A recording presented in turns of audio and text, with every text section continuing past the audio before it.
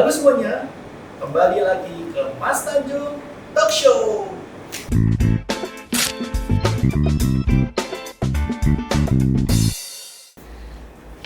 Pada di sini kita akan membahas terkait yang ringan-ringan saja. Sebelumnya kita membahas terkait keberatan, berat sekali memang. Pada kesempatan kali ini kita bergeser ke materi yang lebih umum lagi, yang terkait dengan kepabeanan dan cukai, yakni terkait seputar ekspor.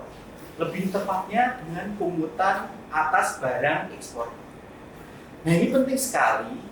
Jangan-jangan nanti rencana ekspor sobat temas sekalian akan terhambat hanya karena kurang riset soal peraturan terbaru. Peraturan kita sangat dinamis sehingga perlu setiap saat melakukan update terkait regulasi. Daripada bingung, pada kesempatan kali ini seperti biasa kita kedatangan tamu yang hebat, tamu yang cantik-cantik, bidadari Tanjung Mas, andalan Bea Cukai Tanjung Mas. Pada kesempatan kali ini kita telah kehadiran tamu yang pertama, yaitu Mbak Dewita Utami. Atau kita sebut panggilan dengan Mbak Bude. Bude kita panggil Bude aja ya. Siap, Ya.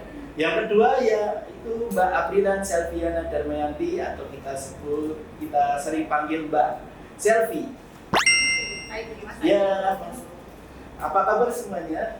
Alhamdulillah. Ya, luar biasa ya. Iya, betul sekali. Nah, pada kesempatan kita pada pagi hari ini, kita akan membahas terkait pungutan ekspor.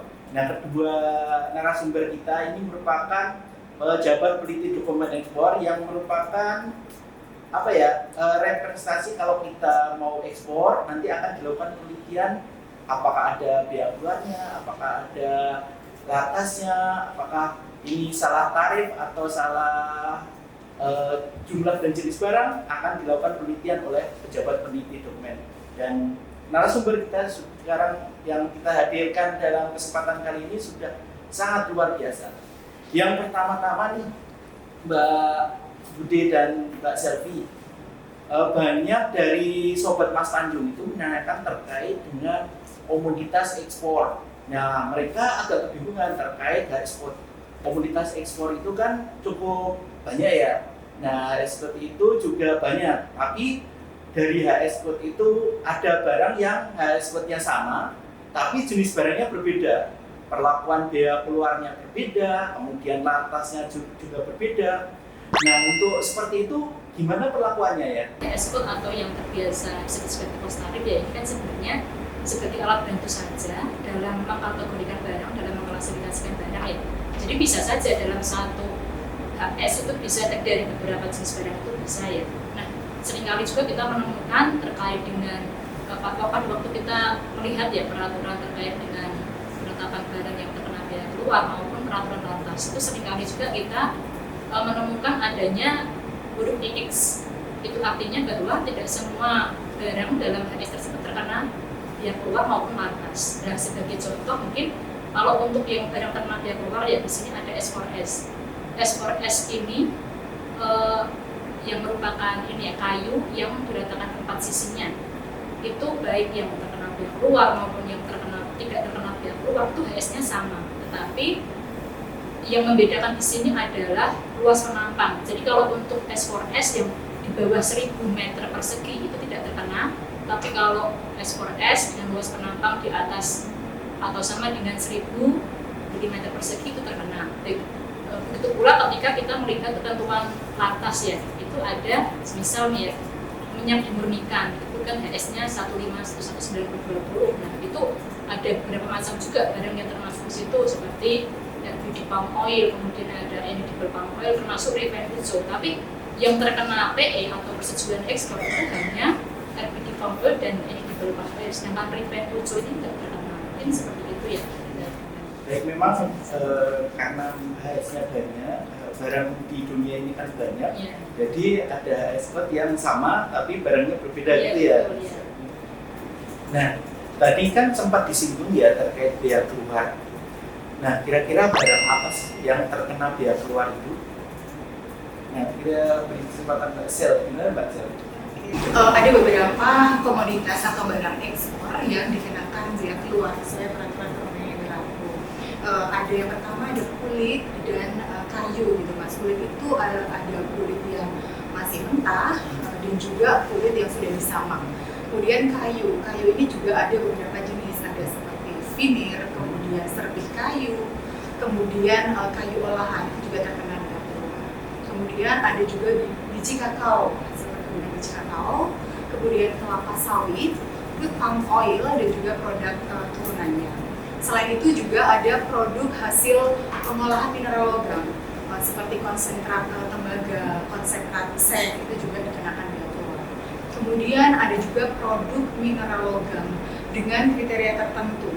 Ya, di situ juga ada dikenakan bea keluar. Kemudian yang terbaru nih Mas Anjung, sesuai peraturan Menteri Keuangan yang diundangkan bulan Oktober kemarin, ada satu komoditas baru yang dikenakan bea keluar, yaitu getah pinus. Jadi ini fresh banget ya, getah pinus ini. Sangat baru ya. Ya, mungkin beberapa sobat Temas kadang-kadang masih menanyakan terkait getah pinus ini kan HS-nya, apalagi tadi disinggung HS ya. HS-nya itu kan mirip-mirip dengan misalnya getah atau getah yang lain kan masuknya HS itu ya. Nah itu gimana menyikapinya? Ya, mungkin izin menambahi ya. Nah ini kenapa getah pinus dikenakan itu seperti yang kita ketahui bahwa getah pinus itu sebagai bahan baku dari terpentin dari hukum yang ternyata suplai domestiknya itu dirasa masih kurang, sehingga untuk menjamin ketersediaan bahan baku maka dikenakanlah bea keluar. Nah kemudian juga terkait dengan perbedaan getah-getah ini ya yang masuk dalam HS yang sama ya, itu kita juga sudah memperoleh data juga dari Kementerian Kehutanan itu bahwa untuk getah-getah yang masuk dalam HS yang sama ini juga diantaranya ada getah karet, getah damer ya itu ya, itu nanti ada perbedaan dari warna ya, fisiknya. Tapi berarti itu harus diuji lab ya? Harus diuji lab. Dan terlihat juga sih penampakannya terlihat jelas sih seperti getah damer itu lebih keras ya, lebih mengkristal seperti itu. Tapi kalau getah karet ya warnanya cenderung putih dan apa ya, seperti ya getah cahaya gitu ya. Kalau ini lebih warnanya lebih ke putih kekuningan seperti itu.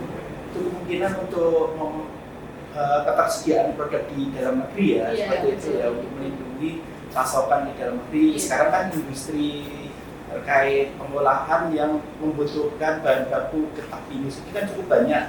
Jadi kemungkinan dilindungi karena itu ya. Nah baik, kemudian terkait dengan tarif nih ada beberapa pertanyaan yang keluar, itu kan ada tarifnya. Nah untuk tarif itu kita bisa dapat dari mana ya?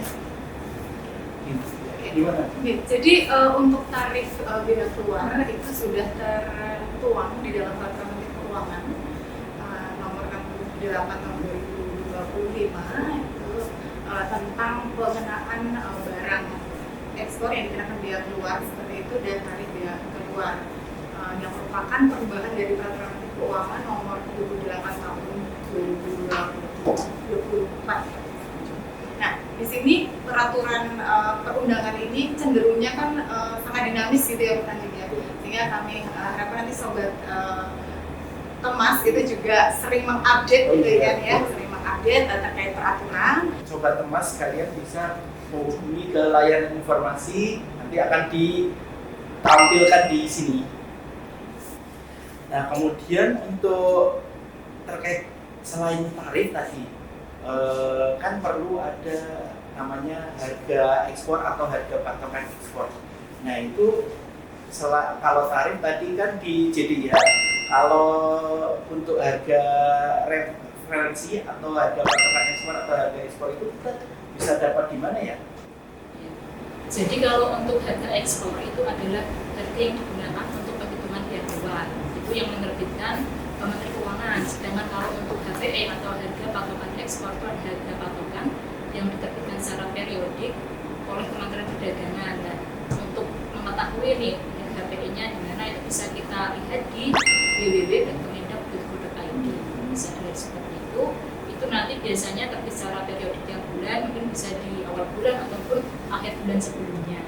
Jadi bisa eksportir ini harus sering cek juga ya itu ya, karena bisa dinamis juga itu, sering Iya, berubah juga. sering juga.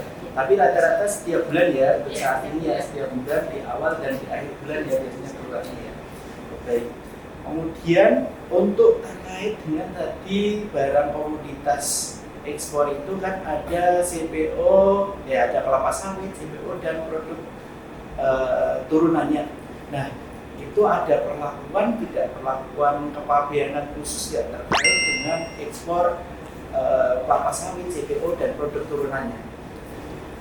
Jadi tadi komoditas kelapa sawit, kemudian CPO atau produk turunannya itu kan merupakan salah satu komoditas yang dikenakan biaya keluar yang jenis. Nah, di sini untuk pemeriksaan pabeannya itu ada perlakuan khususnya. Antara lain di sini untuk ekspor komoditas tersebut itu apabila diekspor dalam bentuk curah ya dengan dimasukkan dalam kapal itu nanti eksportir wajib mengajukan pemeriksaan fisik sebelum PEB atau yang kita kenal dengan PFP yang kita menggunakan form 3D.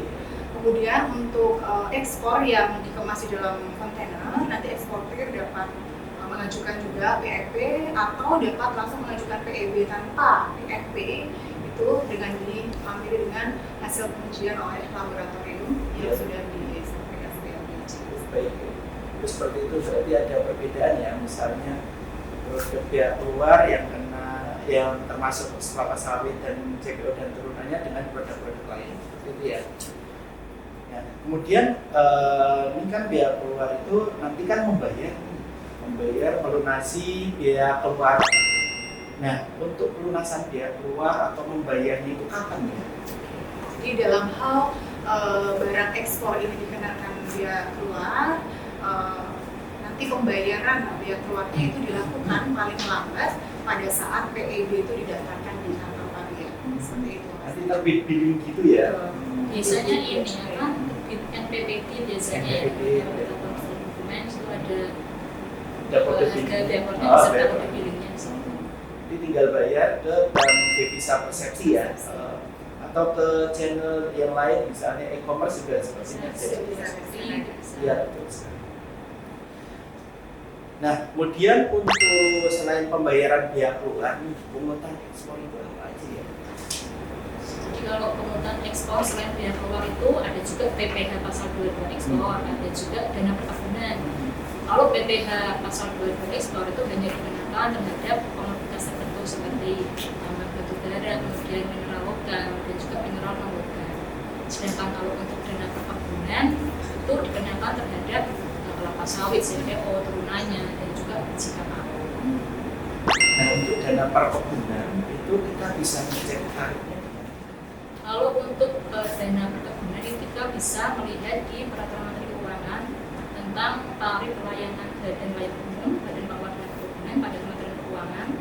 Nanti di situ sudah dijelaskan yang secara rinci untuk tarif kelapa sawit, CPO, turunannya itu biasanya spesifik yaitu ya dari berapa USD per metrik ton atau mungkin dari tarifnya itu dari sekian persentase dari harga referensi per metrik ton. Tapi kalau untuk biji kakao itu berdasarkan harga referensi juga, referensi biji kakao berapa nanti baru kita temukan kolom berapa baru nanti dikalikan dengan harga ekspor ya. Oh iya. Berarti kalau untuk CPO umumnya berdasarkan tarif spesifik ya? Ya. Oh iya. Terus kalau kakao umumnya full. Nah, ngomong-ngomong nih, kira apa saja sih barang yang terkena pungutan dana perkebunan itu? Ya seperti tadi yang sudah dibahas ya, Mm-hmm. Jadi pungutan dana perkebunan ini dikenakan terhadap produk perkebunan ya, kelapa sawit, kemudian CPO, kemudian produk turunannya juga biji kakao. Biji kakao, oh baik. Berarti hampir mirip dengan biaya keluar ya. Kecuali untuk yang pasti yang untuk pertambangan itu bukan termasuk perkebunan ya pasti ya. Kemudian di Bea Cukai sendiri kan Bea Cukai sering memberikan fasilitas-fasilitas. Mungkin fasilitas yang ada itu kayak pembebasan atau pengecualian. Nah, untuk komoditas ekspor yang terkena bea keluar ini, apakah ada pengecualian terhadap bea keluar? Nah, itu kalau ada perlakuannya gimana? Jadi pemerintah melalui Direktorat Jenderal Bea dan Cukai Mas Tanjung memberikan pengecualian pengenaan bea keluar itu terhadap beberapa barang. Gitu ya. Apa saja itu? Yang pertama adalah barang perwakilan negara asing, ya, serta pejabatnya yang bertugas di Indonesia berdasarkan asas timbal balik. Kemudian ada juga barang untuk keperluan museum, kebun binatang atau tempat lain semacam itu yang dibuka untuk umum, ya, dan juga untuk konservasi alam. Kemudian ada juga barang untuk keperluan penelitian dan pengembangan ilmu pengetahuan. Kemudian ada barang contoh yang tidak untuk diperdagangkan. Kemudian dikecualikan juga untuk barang-barang pindahan, Mas. Kemudian barang pribadi penumpang, barang awak sarana pengangkut, pelintas batas atau barang kiriman dengan batas senilai pabean ekspor atau jumlah tertentu. Kemudian juga barang asal impor yang nanti akan diekspor kembali dan barang ekspor yang nantinya akan diimpor kembali itu mendapatkan pengecualian. Iya. Nah, yang pengecualian itu kan ada jumlah tertentu untuk barang pribadi, barang awak sarana pengangkut, barang pelintas batas, lalu barang kiriman. Itu kan ada jumlah tertentu. Nah, jumlah tertentunya itu berapa ya? Jadi kalau untuk barang ekspor ya yang dibeli melalui barang pribadi penumpang, awak sarana pengangkut, pelintas batas maupun barang kiriman itu diberikan pengecualian dengan batasan maksimal adalah harga ekspornya 2.500.000. 2 juta. Kalau lebih dari itu nanti tetap dikenakan bea keluar. Dan mungkin di antara 8 tadi disebutkan itu ya, itu yang utama ini harus mengajukan permohonan. Permohonan, baik. Nggak langsung kemudian ini memang terbukti ini memang buat bank atau mungkin memang perwakilan negara asing, tapi harus mengajukan juga kecuali untuk yang barang pribadi. Dari penumpang, ya betul.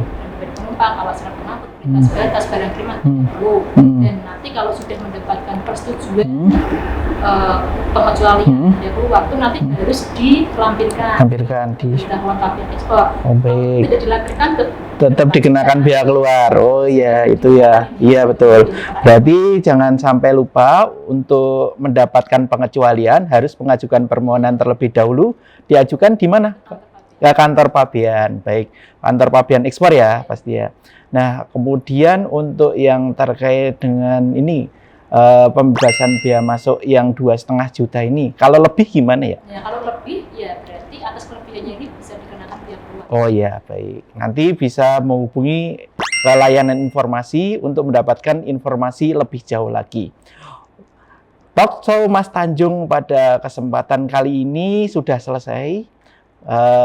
Kami ucapkan terima kasih kepada narasumber yang sudah memberikan informasi yang sangat luar biasa. Semoga nanti informasi ini bisa bermanfaat bagi kita semua, bisa memberikan informasi, bisa memberikan pengetahuan lebih lanjut kepada pengguna jasa, dan nanti diberikan kelancaran saat proses ekspornya. Demikian, terima kasih Mbak Dewita dan Bu Selvi.